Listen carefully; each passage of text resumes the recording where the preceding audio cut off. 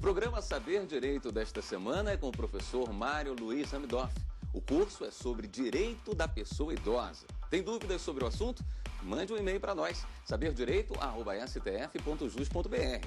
E você também pode estudar pela internet, www.tvjustiça.jus.br.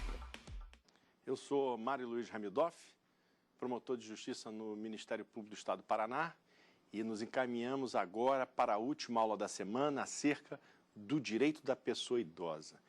E neste momento da aula, eu vou me dedicar à parte específica que cuida dos crimes praticados contra a pessoa idosa. Na verdade, a Lei 10.741, ela regulamenta tipos de injusto penal acerca também da processualidade a ser destinada à apuração da responsabilidade criminal.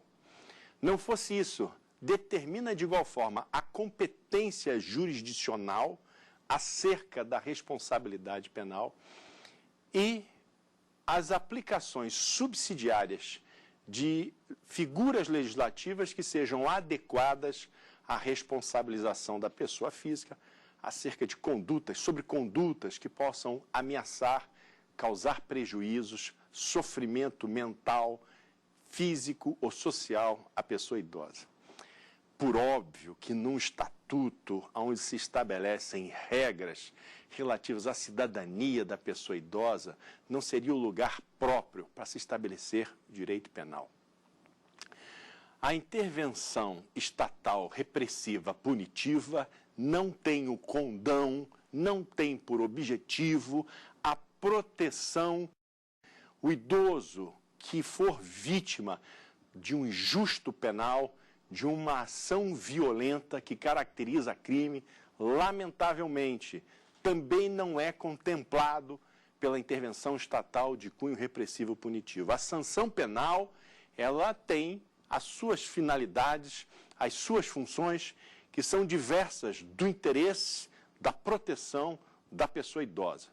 De outro lado, dá uma resposta e tenta intimidar as pessoas que, às vezes, se sentem intimidadas a praticar ameaças e violências à pessoa idosa. No entanto, não acredito que possa, complementarmente, oferecer políticas sociais públicas que efetivamente poderiam deixar a pessoa idosa salvaguardada desses atos de ameaças ou de violências. Muito bem, dito isso, primeiro passo, especificamente, a responsabilização criminal é entender, por exemplo, que o direito penal, ele não cria condutas. O direito penal descreve condutas. O direito penal, também aqui, contemplado no Estatuto da Pessoa Idosa, ele desvalora condutas. No entanto, na maioria dos casos, dos crimes praticados contra a pessoa idosa, a pena máxima não ultrapassa o limite legal, cuja competência jurisdicional é ou são dos juizados especiais criminais. Então, a maioria dos crimes, que daqui a pouco vamos passar a descrevê-los, tem sua competência jurisdicional para o acertamento da medida legal no juizado especial criminal. Mas cuidado! O Estatuto da Pessoa Idosa determina a adoção da procedibilidade para os crimes até 4 anos em que se aplica a processualidade que é estabelecida no Juizado Especial Criminal, estabelecida pela Lei 9.099 de 96. Portanto, precisamos estar atentos, primeiro, para as questões procedimentais, para as questões processuais, ou seja, subsidiariamente, eu vou usar outras processualísticas que sejam adequadas para a resolução dos injustos penais previstos na Lei 10.741 de 2003. Ponto. Depois, levar em consideração que a grande maioria, a maioria dos tipos de injusto penal que contemplam ameaças e violências contra a pessoa idosa são de competência do Juizado Especial Criminal, em razão da Lei 9.099. Ainda, a Lei 9.099 emprestará o seu procedimento para apuração da responsabilização penal para os crimes previstos no Estatuto da Pessoa Idosa, cuja pena não for superior a 4 anos. Está, assim, expressamente dito na lei, no Estatuto da Pessoa Idosa, na Lei 10.741, de 1º de outubro de 2003. Portanto, é preciso ter em mente que na apuração judicial da responsabilidade criminal das pessoas que praticam condutas descritas como crimes específicos na Lei 10.000, segundo a Lei 10.741 de 2003, nós temos 4 situações. Nós temos, primeiro, a aplicação subsidiária de procedimentos adequados. A aplicação subsidiária do procedimento previsto pela Lei 9.099 de 96. A competência dos juizados especiais para a maioria dos crimes previstos no Estatuto do Idoso. E mais, vai se levar em consideração também os crimes contra a vida ou qualificados pelo resultado. Vamos ver, então, o que diz expressamente o Estatuto da Pessoa Idosa.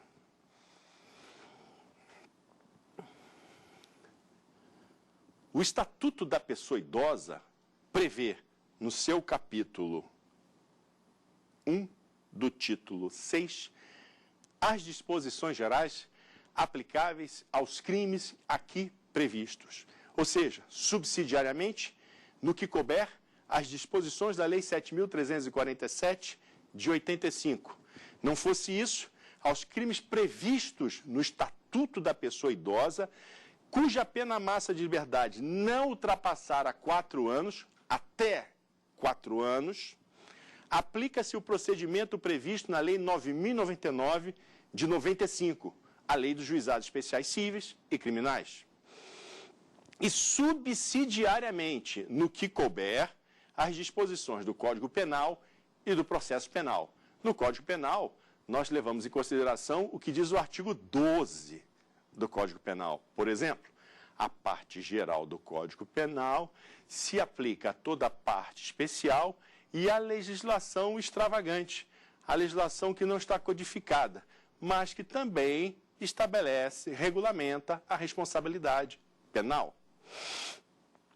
O Código de Processo Penal, por sua vez, no artigo 3º, estabelece que, não existindo uma regulamentação específica, não existindo uma processualidade mais adequada, se utiliza subsidiariamente a processualística penal. Então, é possível fazer uma integração diante desses documentos legislativos e procurar uma forma mais adequada para atender na responsabilização criminal das pessoas que praticam atos de violência contra a pessoa idosa, o procedimento que possa transmitir maior segurança, maior efetividade para a defesa, para a proteção, para a promoção da pessoa idosa. Ou seja, retirar a pessoa idosa dos ciclos de violência que ela possa se encontrar inserida. Essa é, talvez, a orientação, a diretriz orientativa que deveria permear a responsabilização judicial na área criminal, porque, como nós vamos ver, as penas não são graves, não são consideradas em quantidade considerável e elas podem causar, talvez, equivocadamente, um sentimento de impunidade. Não se acredita, por exemplo, que o direito penal vá dar conta das irregularidades, das ameaças, das violências praticadas contra a pessoa idosa. Mas ela pode, sim, sobrestar, por exemplo, uma violência, um ciclo de violência, romper com essa circularidade em que a pessoa idosa tenha um sofrimento psíquico, biológico ou social. Dos crimes em espécies, diz o artigo 95. O Estatuto da Pessoa Idosa prevê, no artigo 95, que os crimes que são estabelecidos por essa lei deverão ser apurados. A persecução criminal deverá ser feita através de ação penal de iniciativa pública incondicionada. É o que está expressamente descrito no artigo 95. E mais, não serão aplicadas as hipóteses de isenção de pena, institutos do direito penal denominados de discriminantes putativas, como nós já falamos no começo das nossas aulas, que estão previstas no artigo 181 e no artigo 182. A ação penal de iniciativa pública incondicionada é exclusivamente uma atribuição estabelecida ao Ministério Público. O Ministério Público é o dominus litis da ação penal de iniciativa pública incondicionada. Logo, todas essas hipóteses aqui não dependerão de representação da pessoa idosa, não dependerão de representação do seu curador ou representante legal. Assim que o órgão de execução ministerial tiver conhecimento e elementos suficientes para a apuração da responsabilidade criminal, assim se comportará. Deverá determinar todas as diligências necessárias, a requisição de abertura de inquérito policial e oferecer denúncia, ou seja, a ação penal de iniciativa pública incondicionada. Por isso, desde já, no início, o Estatuto da Pessoa Idosa não estabelece qualquer outra condição que não seja a justa causa e as de procedibilidade, como determina a Lei Processual Penal. O artigo 96, então, passa a descrever o primeiro tipo de injusto penal e cuida da discriminação que é estabelecida à pessoa idosa em razão mesmo da sua condição humana peculiar de envelhecimento, ou seja, em razão da sua idade.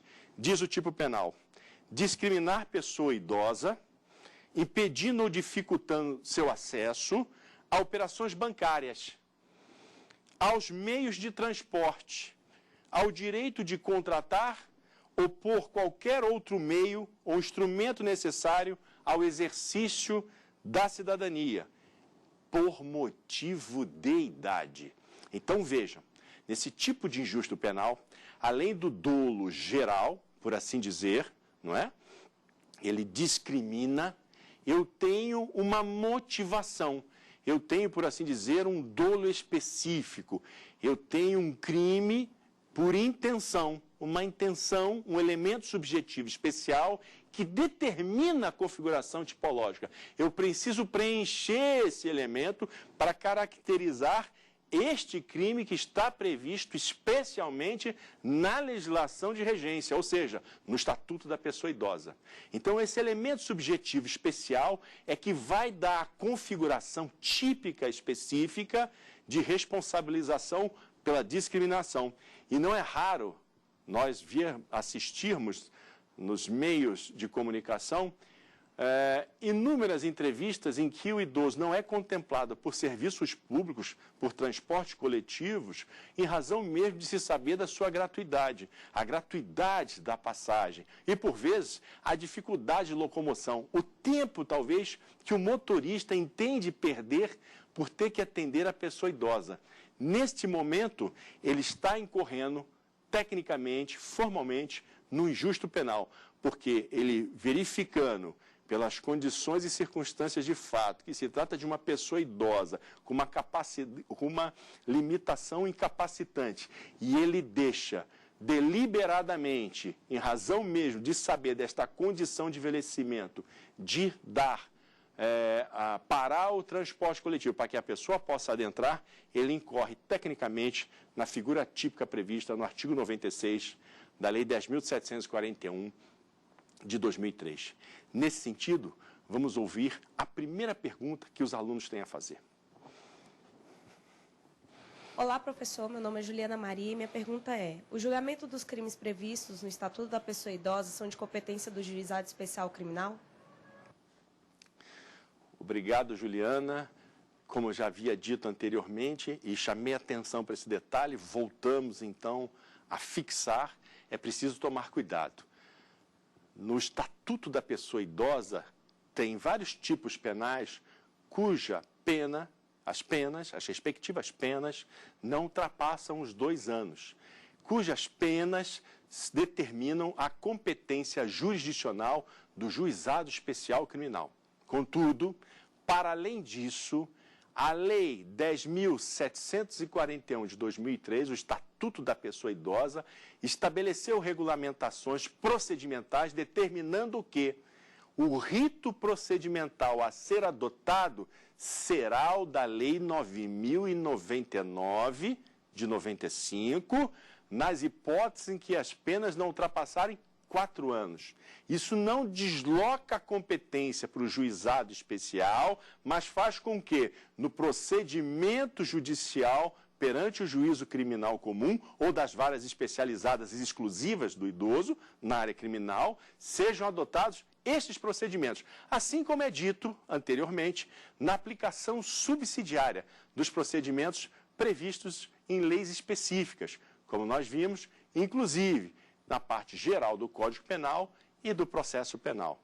Portanto, é preciso tomar cuidado que nem todos os crimes são da competência do Juizado Especial Criminal, mas a sua grande maioria dos crimes previstos no Estatuto da Pessoa Idosa são de competência do Juizado Especial Criminal. Ou seja, nos crimes que ultrapassarem 4 anos, eu não vou usar a legislação 9.099 de 95, aquelas cujas penas não serão superiores a 2 anos, eu vou ficar da competência do Juizado Especial Criminal, mas nós temos crimes aqui qualificados pelo resultado, cuja pena é superior a 4 anos, 5, às vezes mais, 12 anos, e nesses casos a justiça é comum e, por vezes, vai ter uma procedimentalização especial. Voltamos agora especificamente a analisar cada tipo de injusto penal conforme é tratado pelo Estatuto da Pessoa Idosa.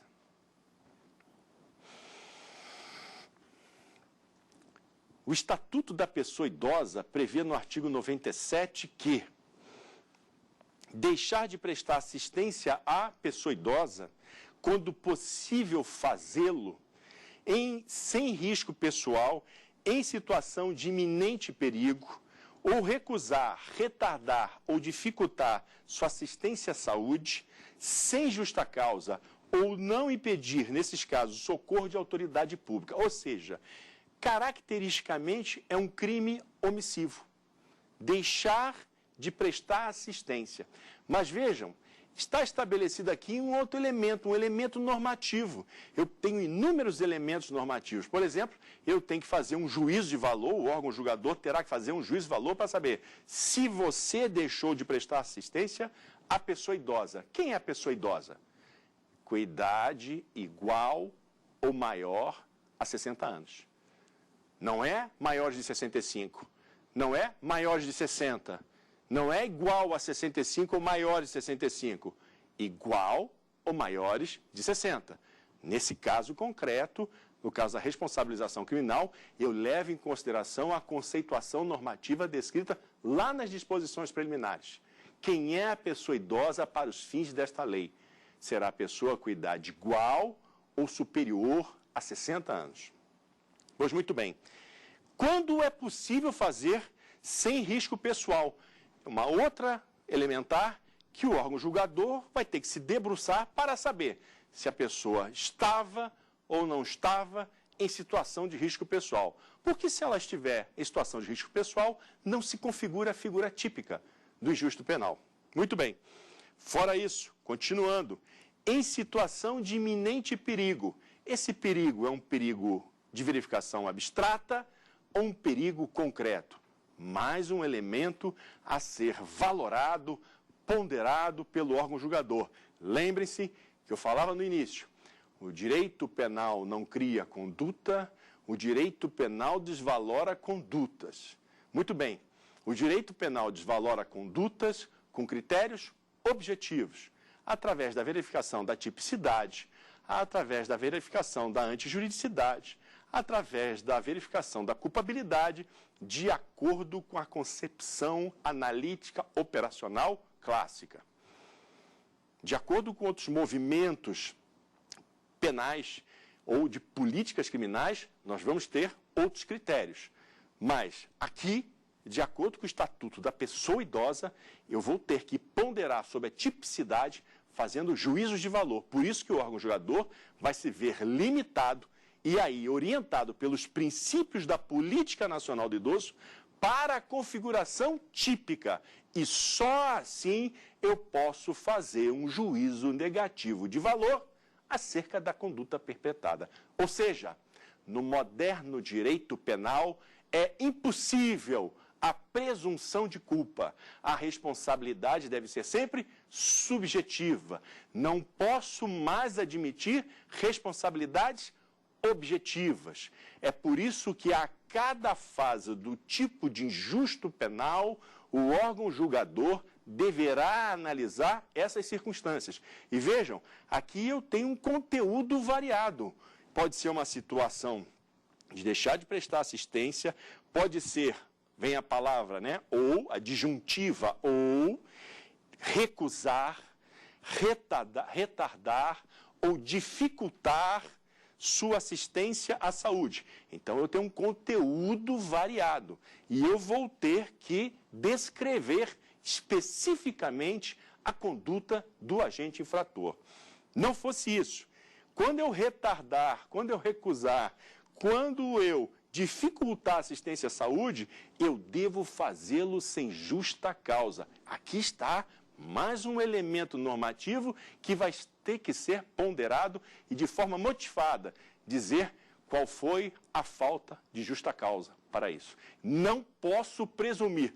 Por mais que eu queira proteger a pessoa idosa, eu não tenho a permissão de presumir culpa. Então, ou não impedir, mais uma hipótese, nesses casos, o socorro da autoridade pública. Então, no caso, não pedir, nesses casos, o socorro de autoridade pública. Ou seja, eu tenho uma obrigação com base na solidariedade social, ou seja, uma obrigação jurídica, é um dever jurídico, porque eu tenho uma alternativa. Eu posso deixar de fazer tudo isso, mas eu posso complementar, subsidiar, suplantar a minha atitude de deixar de prestar socorro, deixar de prestar assistência, dificultar a assistência, se eu pedir auxílio à autoridade pública, qualquer autoridade pública, ou seja, ou não pedir socorro à autoridade pública. Então, você pode não se ver obrigado, porque não foi você, por exemplo, que criou a situação de perigo, e por isso, por solidariedade social, por dever jurídico e não legal, você não tem o dever de impedir o resultado pior. Ponto.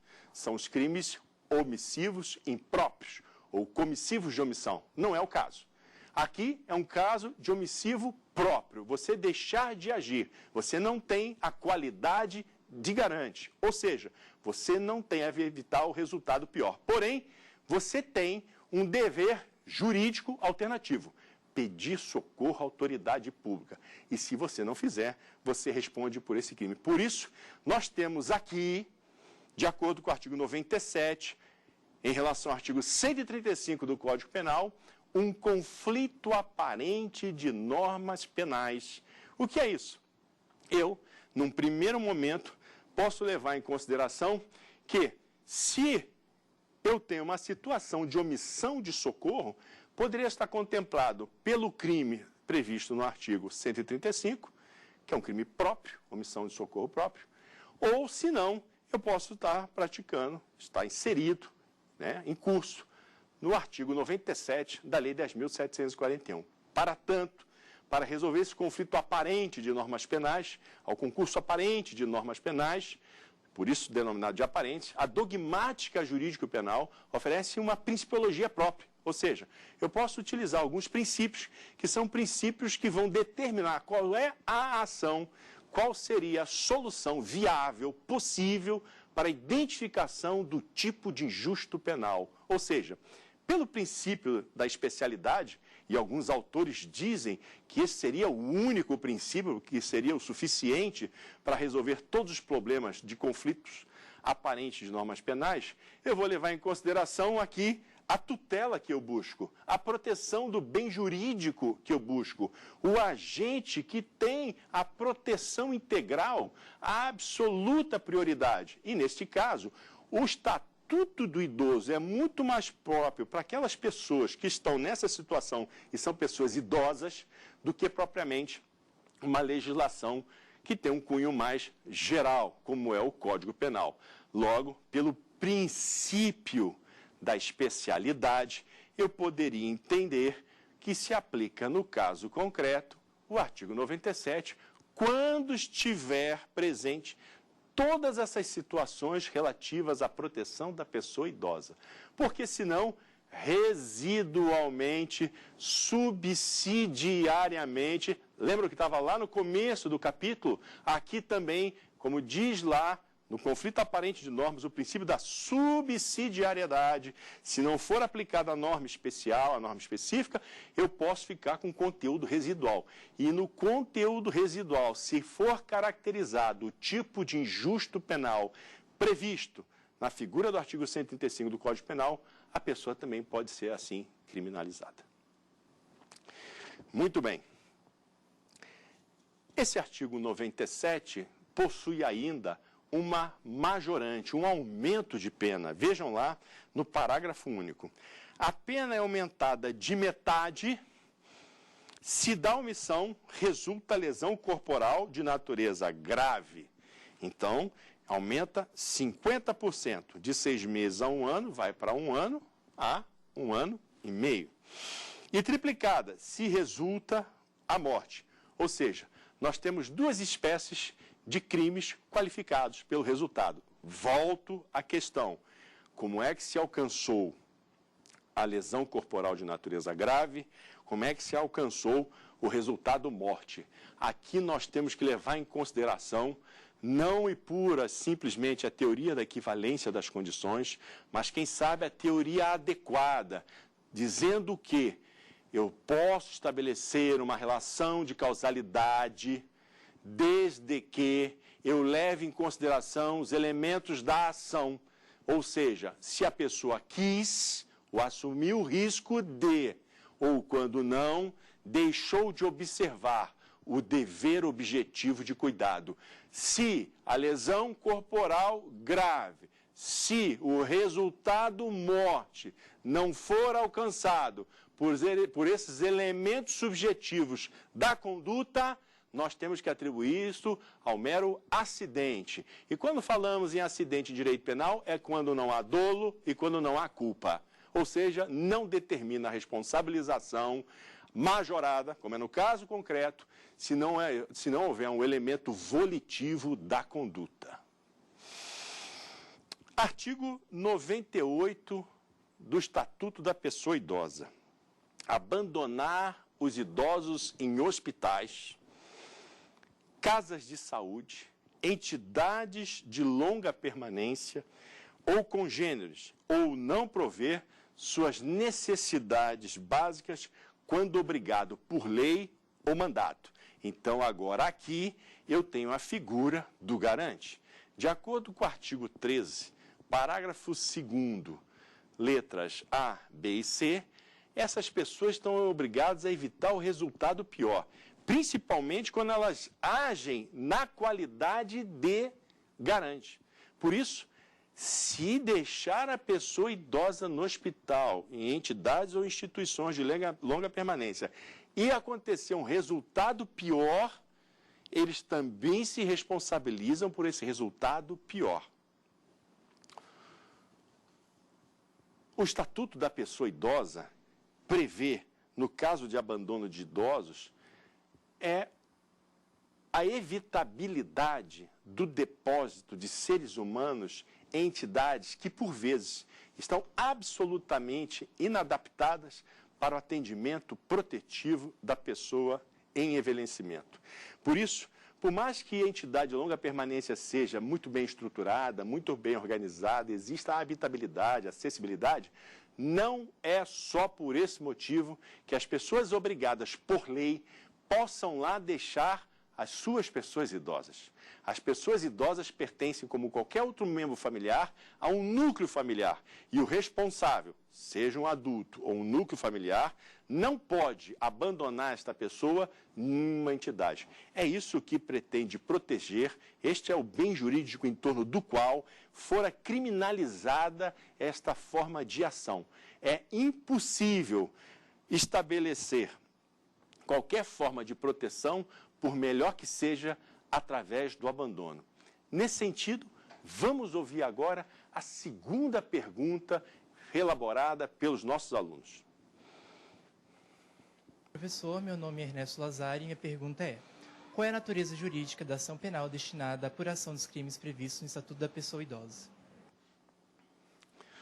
Meu caro Ernesto, como já havia dito antes e agora reforça, a cada análise dos tipos penais, a ideia de que é necessária a intervenção ministerial, independentemente de qualquer condição. Por isso, a natureza jurídica da ação penal é de iniciativa pública incondicionada, ou seja, o Ministério Público é o dominus litis, é o autor que tem legitimidade para a persecução penal, e a persecução penal, a apuração da responsabilidade penal, ela não depende de qualquer condição, ou seja, de representação da vítima ou qualquer outra manifestação que impeça, por vezes, quando não obtida, a intervenção ministerial. Por isso, as ações penais nos crimes praticados contra a pessoa idosa são de iniciativa pública,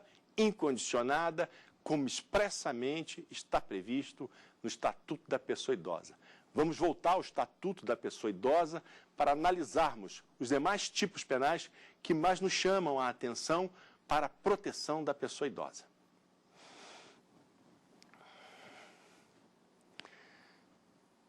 O Estatuto da Pessoa Idosa elenca ainda uma figura de importância na responsabilização em razão desses resultados que são altamente lesivos.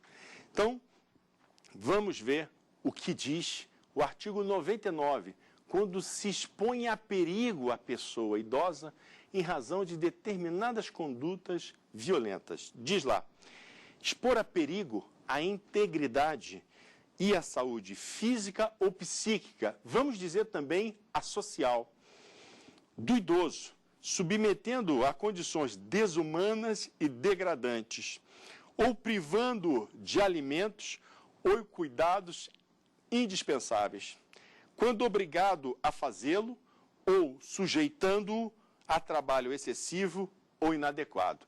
Esse tipo penal, como nós já dissemos, além dos elementos objetivos, além dos elementos subjetivos, ele tem uma gama enorme de elementos normativos, que são elementos que demandam uma interpretação, uma valoração do órgão julgador. Estabelece aqui também obrigações legais que determinam a vinculação, estabelece uma relação de causalidade normativa entre a pessoa que expõe a perigo, quando está principalmente obrigado a cuidar da pessoa idosa, aos cuidados indispensáveis. Então, surge outra vez a figura aqui do garante, que deveria evitar o resultado pior. Mas, não só isso, nós temos um tipo alternativo, com várias possibilidades de ofensa, de violência aos direitos que são protegidos pelo Estatuto da Pessoa Idosa. Então, expor a perigo a integridade física, psíquica, a saúde, as condições que são desumanas, as condições degradantes, isso vai depender de um juízo de valor, né? O que é desumano, o que é degradante, o que é vexatório, o que é cruel, tudo isso vai ter que ser ponderado de acordo com as circunstâncias do caso concreto. Privando de alimentos, fica um tanto quanto mais claro.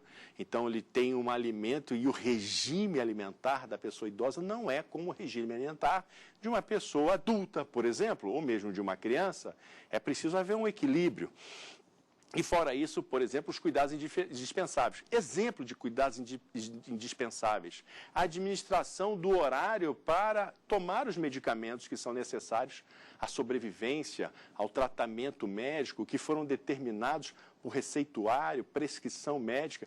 Esses são cuidados indispensáveis, com a higiene, com a habitabilidade, com a acessibilidade. Há um conforto psicoemocional do idoso, não fazer chantagens emocionais com a pessoa idosa e assim por diante. E, de igual maneira, eu não posso sujeitar a trabalho excessivo e inadequado. Eu vou depender, inclusive, aqui da legislação trabalhista para poder descrever a condição e a capacidade física da pessoa idosa com a atividade laboral que lhe fora determinada, ainda que haja uma regulamentação legal, que haja uma contratação lícita. A pena no sistema básico, sem resultado pior, é de competência do juizado especial criminal. A ação continua sendo pública incondicionada, mas a competência do juizado especial criminal. Não fosse isso, o parágrafo 1º prevê uma qualificadora. Ela muda a pena mínima e a pena máxima. Diz que, se resultar lesão corporal grave, de natureza grave, a reclusão passa a ser de 1 a 4 anos. Imagine, se for uma lesão corporal de natureza grave, eu não estou no juizado especial criminal, mas aplico a legislação da 9.099 de 95, conforme fora descrito no começo do capítulo. Então, nesse caso, eu mudo o sistema de penas, o sistema mínimo deixa de ser 2 meses, passa a ser 1 ano, a pena máxima deixa de ser 1 ano, passa a ser 4 anos, então houve um agravamento no sistema de penas, mas mesmo assim vai ser imperativo que se utilize subsidiariamente a processualística do juizado especial criminal, mas não tem a competência jurisdicional. Muito bem. O parágrafo 2º traz uma outra qualificadora, um crime qualificado pelo resultado. Já vimos a primeira hipótese, que é a lesão corporal grave, e a segunda hipótese, quando resulta a morte. Neste caso aqui, a reclusão é de 4 a 12 anos. Então, nós temos aqui uma outra ritualidade processual, nós vamos ter um outro lugar, uma outra competência jurisdicional para apuração, crimes contra a vida, e lá, então, será adotada a medida judicial certa. Nesse caso aqui, com a exposição de perigo que resultou, que houve o resultado morte, a responsabilização penal será diferenciada, de acordo com a processualidade penal específica para a matéria. Muito bem.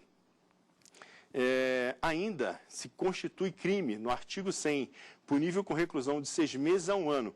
E aí vem inúmeras hipóteses. É uma outra forma de se estabelecer responsabilização criminal com previsão de tipos de injusto penal completamente distintos daquele que comumente se aplica na lei penal brasileira. Diz lá, genericamente, constitui-se crime punível com reclusão de 6 meses a 1 ano. Obstar o acesso a alguém a qualquer cargo público por motivo de idade. Cuidado! É muito interessante o inciso 1 do artigo 100, por quê? Porque determinados cargos públicos, carreiras públicas, têm algumas restrições em razão da idade, mas são restrições legais. São restrições que demandam, por exemplo, a capacidade física, determinados procedimentos de que já não mais a pessoa idosa possa ter esta habilidade. Portanto, nem sempre este obstar o acesso de alguém a qualquer cargo público por motivo de idade possa ser configurado crime. Será configurado crime quando não houver aquela restrição legal. Se houver uma previsão legal, não vai se caracterizar crime. Agora, não é por isso que qualquer serviço público, qualquer cargo público, por razão da idade, seja limitado o acesso. Só em razão da idade, que não determine uma outra condição, por exemplo, de limitações capacitantes. É preciso, então, que o idoso não tenha qualquer restrição para acesso a cargo público só pela razão da idade, mas, em razão da atividade a ser desenvolvida, pode ser que seja limitado o acesso em razão não só da idade, mas também da sua capacidade física.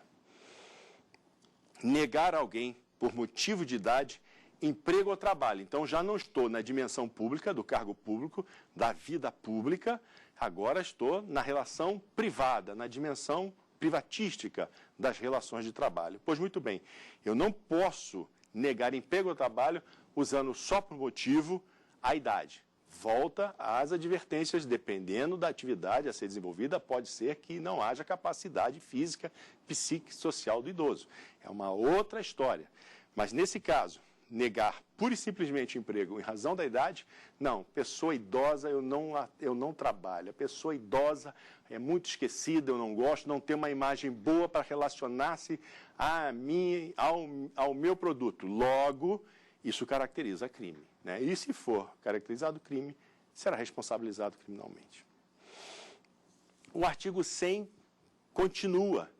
O inciso 3º diz recusar ou retardar ou dificultar. Então, tem um tipo alternativo, um tipo de conteúdo misto, atendimento ou deixar de prestar assistência à saúde sem justa causa à pessoa idosa. Também é crime punível. Deixar de cumprir ou retardar ou frustrar sem justo motivo a execução de ordem judicial expedida na ação civil a que alude essa lei. Eu tenho uma outra concorrência de normas penais.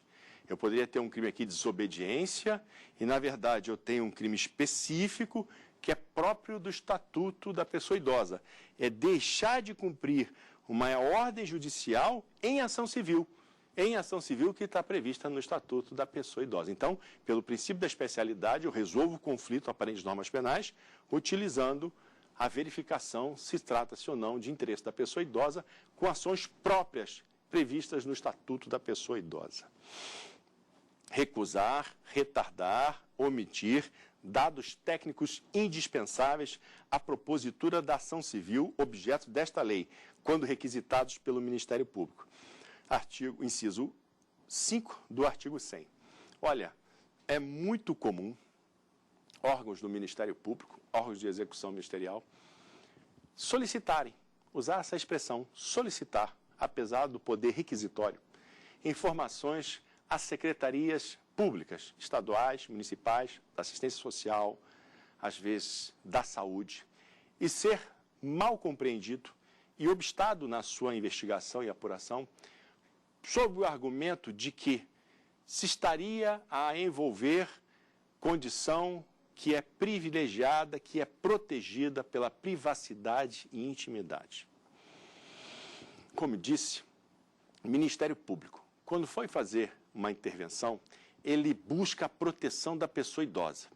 E se esses documentos, certidões, laudos técnicos, avaliações médicas, atestados médicos forem preponderantes para caracterizar a justa causa, para que o promotor de justiça possa atuar, é necessário que a empresa pública, que a prestadora de serviço, que o particular que atenda o serviço público preste essas informações, porque senão poderá não só prejudicar o direito da pessoa idosa, mas também incorrer em crime.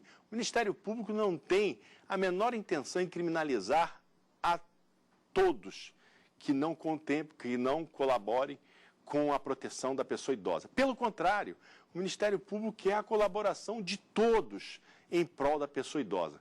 Se a entidade presta atendimento e tem fichas, conteúdos, relatórios, declarações, avaliações, isso é importante para o Ministério Público e só por isso ele pede e fica sob o segredo e o sigilo para que ele proponha a ação de proteção. Não seria outro motivo. Por isso, quando o Ministério Público requisita informações relativas, ainda que seja à privacidade e intimidade do idoso, ele também se responsabiliza administrativa e criminalmente pelo vazamento dessas informações, que são informações veladas, mas são necessárias para a dedução da ação civil. Nesse caminho, vamos ouvir mais uma pergunta que os alunos formularam sobre o tema. Olá, professor. Eu sou a Lígia Gonçalves. Gostaria de saber qual é a destinação legalmente prevista do orçamento da Seguridade Social referente à pessoa idosa. Vamos lá. Lígia nos pergunta sobre as dotações orçamentárias. Estamos tratando sobre os crimes, mas logo à frente vamos começar a cuidar disso. E essas dotações orçamentárias elas devem ser destinadas a programas de assistência à proteção ao idoso. E no começo, essas dotações orçamentárias, qualquer recurso que fosse encaminhado a esses fundos, e o fundo foi criado muito tempo depois, quando foi regulamentado todos os conselhos, então, através da Lei 8.842 de 94, os conselhos foram reorganizados, né? O Conselho Nacional do Idoso, assim por diante. A Política Nacional do Idoso, por exemplo, não entrou em vigor, porque eu não tinha os conselhos. Os conselhos só vieram a lume com uma regulamentação de 2004. Ou seja, nos conselhos são os órgãos gestores da destinação orçamentária. Como órgãos gestores desses recursos que são alocados ao Fundo Nacional da Pessoa Idosa, ao Fundo Estadual da Pessoa Idosa, ao Fundo Municipal da Pessoa Idosa, cada um dos conselhos, o Conselho Municipal, o Conselho Distrital, o Conselho Estadual, o Conselho Nacional, são os gestores da programação, na formulação de políticas públicas na área do idoso e do encaminhamento desses recursos que vêm por dotações orçamentárias vinculadas em projetos de proteção da pessoa idosa. São projetos de inclusão social. Então, os recursos, as doações, as dotações que são encaminhadas ao Fundo Nacional, ao Fundo Estadual, ao Fundo Municipal da Pessoa Idosa, são geridos, têm por gestor público os conselhos. Os conselhos municipais, distrital, estaduais e nacional, eles são órgãos deliberativos das políticas públicas sociais na área relacionada à pessoa idosa. Portanto, a constituição desses conselhos deve ser paritária. Como é?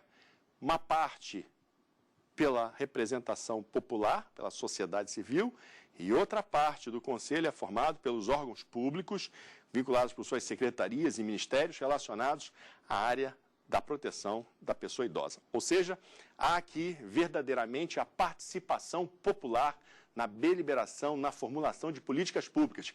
E todas as decisões dos conselhos, inclusive sobre a aplicação dos recursos que lá são alocados no Fundo dos Direitos da Pessoa Idosa, são políticas públicas vinculantes. Já temos casos de afastamento de gestores públicos judicialmente determinados porque não atenderam às políticas dos conselhos. Os conselhos municipais, os conselhos estaduais, o Conselho do Distrito Federal e o Conselho Nacional da Pessoa Idosa, eles têm caráter de resolução. As deliberações serão objetivadas em resoluções, por exemplo, o Conselho Nacional dos Direitos da Pessoa Idosa tem a resolução número 12, que cuida, né, da contratação, do contrato que deve ser firmado obrigatoriamente entre a entidade de atendimento e a pessoa idosa, no caso de abrigamento, no caso de abrigo, no caso de acolhimento, em relação à prestação de benefício continuado. Então, isto é uma regulamentação, uma política pública que todos estão vinculados a obedecer, principalmente os dirigentes de entidades de atendimento, os gestores das unidades de atendimento que poderão ser responsabilizados pela má utilização também de verbas públicas, recursos públicos que foram encaminhados através de projetos e programas que foram deliberados pelos Conselhos dos Direitos. Então, os Conselhos dos Direitos da Pessoa Idosa são órgãos deliberativos que estabelecem resolução porque fazem a formulação e acompanham a execução das políticas sociais públicas especificamente destinadas à pessoa idosa.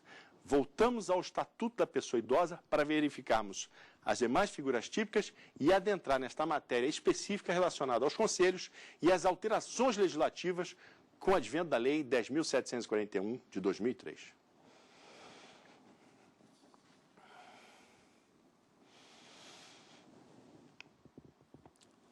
O Estatuto da Pessoa Idosa, além das figuras típicas, e eu ressalto uma última e importante figura, também cuidou da alteração de inúmeras figuras legislativas, de inúmeras alterações da legislação pertinente à pessoa idosa.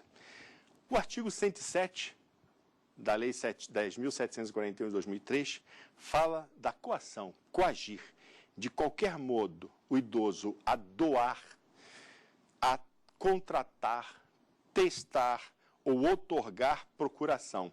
A pena aqui também ultrapassa os 5 anos. Logo, não fica sob a égide do Juizado Especial Criminal a competência jurisdicional, não se aplica o procedimento da Lei 9.099/95, mas o processo penal como está estabelecido no seu Código. Então, esse artigo está fora, são um dos poucos artigos que ficaram fora daquelas previsões iniciais relacionadas no início do caput deste capítulo. Muito bem.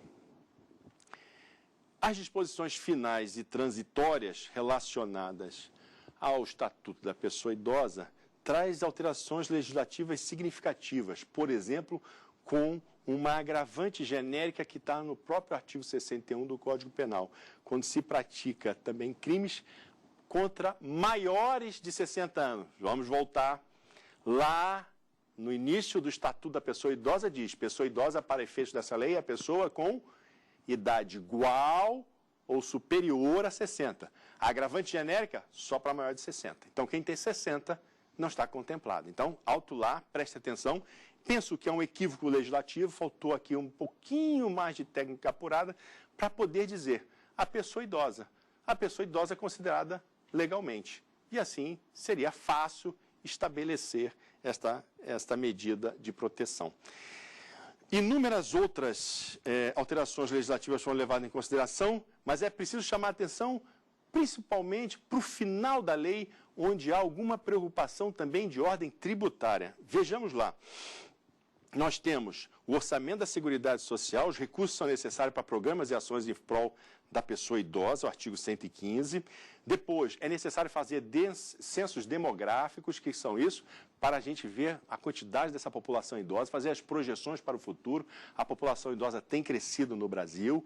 É muito importante nós projetarmos as políticas sociais públicas também para essa área, preparar o país para o envelhecimento da sua população. É uma preocupação, inclusive, mundial. E, fora isso, prestar atenção mas muita atenção na vacatio legis, principalmente para as responsabilizações criminais. Vejam lá, esta lei entrou em vigor 90 dias depois, é 1º de outubro de 2003. Invariavelmente, ela entraria em vigor 1º de janeiro de 2004. Com exceção do caput do artigo 36, que diz lá que só vai entrar em vigor a partir do dia 1º de janeiro de 2004. Para quê? Para fins de tributação. Respeitar o princípio da anterioridade, da anualidade. Portanto, cuidado quando forem tratar com o direito da pessoa idosa, porque o Estatuto da Pessoa Idosa, assim como a Constituição da República, são as leis de regência dessa área e não podem ser olvidadas, não podem ser esquecidas, sob pena de nós cometermos graves omissões no cuidado, no tratamento da pessoa idosa. Meus amigos, eram esses os meus breves comentários acerca do direito da pessoa idosa, que é um campo ainda a ser muito explorado, não só pela política, não só pela legislação, mas principalmente pela área da jurisprudência, das decisões judiciais, de ocupar os lugares públicos, da espacialidade da palavra e da ação. Muito obrigado. Tem dúvidas sobre o assunto? Mande um e-mail para nós, saberdireito@stf.jus.br. E você também pode estudar pela internet, www.tvjustiça.jus.br.